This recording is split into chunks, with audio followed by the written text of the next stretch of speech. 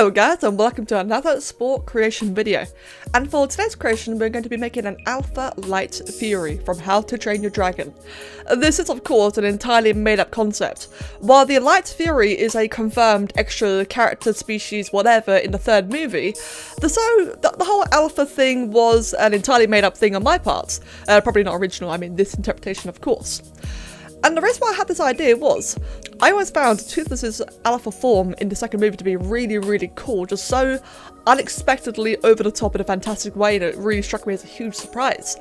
And after making the recent Mecha Fury creation, I had a lot of fun playing with the whole, my own custom How to Train Your Dragon creatures, especially as I'm sort of starting to run out of the characters to make from the show.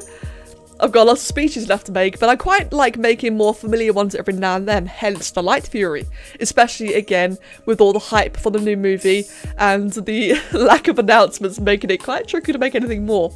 Therefore, all in all, this felt like a really cool idea to make. It also meant I could just make her again, which I was quite looking forward to, since, again, like I said, there's not really much known about her other than she is a Light Fury, she can vanish, she is probably the last of her kind, all that kind of stuff, and it doesn't really allow much more to be made rather than, just a one single creation. So I just wanted an excuse to make another one, quite simply. And as I said, the whole alpha thing is a very interesting idea. No idea if this will be a thing in the movie. Maybe she does have an alpha form or some other kind of form in general. Like maybe she could also be a Titan Wing. We don't know. We don't know yet, anyway. But it was a fun thing to play around with the idea. And the biggest reason why is because when you see Toothless's Toothless's alpha form in the movie, certain features, such as his spikes, which were only just discovered in that movie, they all flared up and glowed and such, much like Godzilla. And that's an interesting thing, because those spikes are hidden away and, were discovered by Hiccup's mum. That was, that there was the part that's glowing. The Light Fury has no such thing. She does not have any spikes or ridges or anything that, in theory, can, just pop out. As far as we have seen in the trailer, she has a to be fair, a very smooth and simple kind of body. It doesn't really look like that she can hide anything, at least anything physical.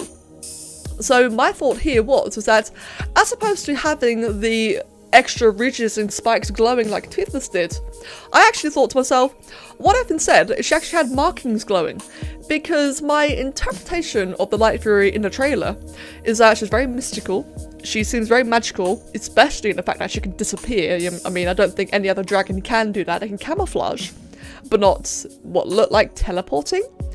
So I thought the idea of having markings and runes and such wasn't entirely out there, and that's what I wanted to go for this instead.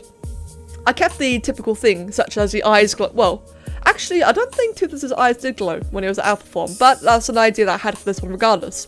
The eyes, the little ear tufts, whatever you want to call those little things in the back of the head, I thought they can glow as well. Some of the very subtle markings on her face, like the little ridges or scales, I'm not sure the right word to use for those. I imagine that they could probably highlight a little bit as well, but mainly more than anything else is that the ridge down her spine would have an assortment of runes or maybe even just circles that just appear. So instead of having entire spikes glowing, she'll instead have markings around the ridge glow. And I thought it would be a nice subtle way of doing it. Nice and subtle, quite plausible, because it doesn't change her form in any way, it just adds to the form. Overall, her form's the exact same thing, it just means that her pigmentation is different, or maybe there's an element of magic or plasma or fire, whatever word that you want to use is embedded into her skin. And I just thought it'd be a really cool idea. Quite as simple as that, to be fair, just a nice bit of fun. It also, like I said, gives me another opportunity to remake her, because I made the Light Fury Spore creation before the trailer came out. I made her entirely based on the poster, which meant that a lot of features were incorrect, especially the ridge.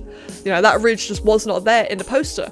But I didn't see that until the trailer, in which case I made the ZBrush creation instead. So this now marks as a more up-to-date version of the Spore creation of the Light Fury, of course with a couple other things here and there.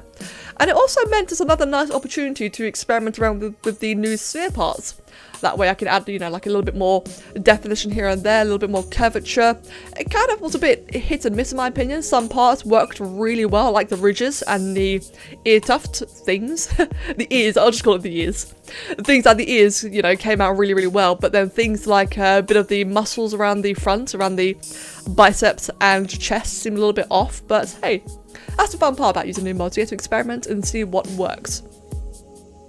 When it came to the tail, so like I said, of course, in the first Spore creation, I didn't know what it looked like. I was guessing it's purely on Toothless. All I had was a reference on Night Furies before the trailer was out, and so I assumed a Light Fury would be as much like a Night Fury as possible. Probably a little bit toned back on the ridges, as that was, you know, evident in the poster. But otherwise, I thought it'd be pretty much the same.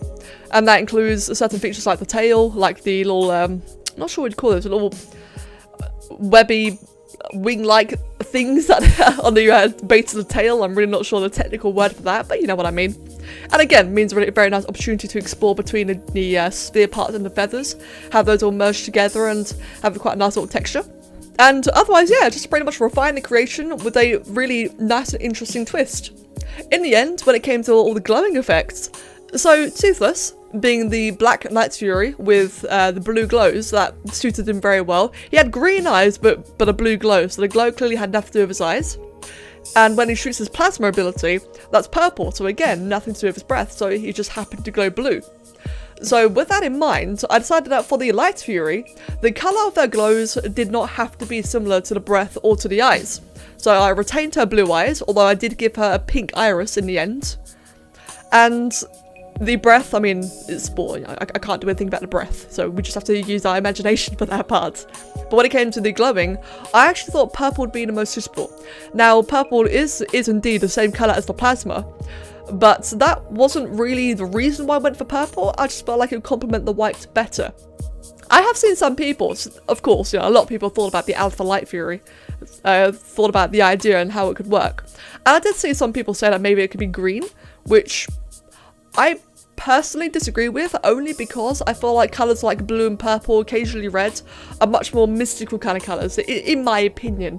I find it a lot easier to associate purple with magic, or mana or whatever, you know, all those kind of magical things, and therefore I thought purple would work out really well with this, and it would also complement the white quite nicely. As a nice little additional bonus, yes, it does match the plasma ability, which I'm not going to argue with, you know, I think it's quite a nice little bonus there. It does also match the coloration of her teleportation ability, or blinking, or disappearing, whatever it is that she does. I thought that the fact that the runes could match that colour scheme would probably actually tie it all together and make it, you know, just a little bit more likely to be the case. I don't know, like I said, it's an entirely imaginary idea, just a little bit of fun. A bit of a fun thing that I like to do every now and then is to reimagine certain characters, especially very mysterious ones such as the Light Fury. And I gotta say, more than anything else, I really look forward to seeing the movie and just seeing what actually does become of the Light Fury, and to see if what I've come up here was completely horribly far-fetched, or maybe even potentially accurate. I'm really looking forward to that. That's one of the really cool things about thinking of these kind of things, is looking back on it in the future.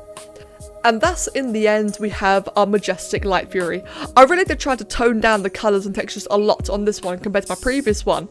Again, for the previous one, I kind of overcompensated quite a bit because a lot of it was left to my imagination and I needed to make it pop out a bit more for creation.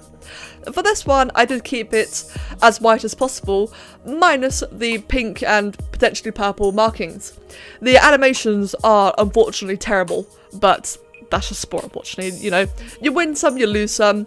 When it comes to my creations of Spore, the animations are extremely hit or miss. And in this case, it was a terrible miss. But on the plus side, she at least looks cool. And I'm very happy with how it came out. A little bit funny, like something about the face, I'm not really sure what it is. I feel like it's a little bit off. But it is better than my previous one. And that's all I can really ask for, is some definitive progress. Especially as when the movie comes out, I'll probably be making another one then, depending on, you know, what happens. But there we have it, guys. I hope you enjoyed the creation, and I hope you enjoyed the commentary. And I wonder, actually, if any of you guys have any of your own ideas when it comes to, you know, how to train dragons, if you've got your own characters, or theories mainly. I like theories more than anything else. If you've got any of those, feel free to share. But otherwise guys, as always, thank you for watching. I hope you have a wonderful day. Cheers.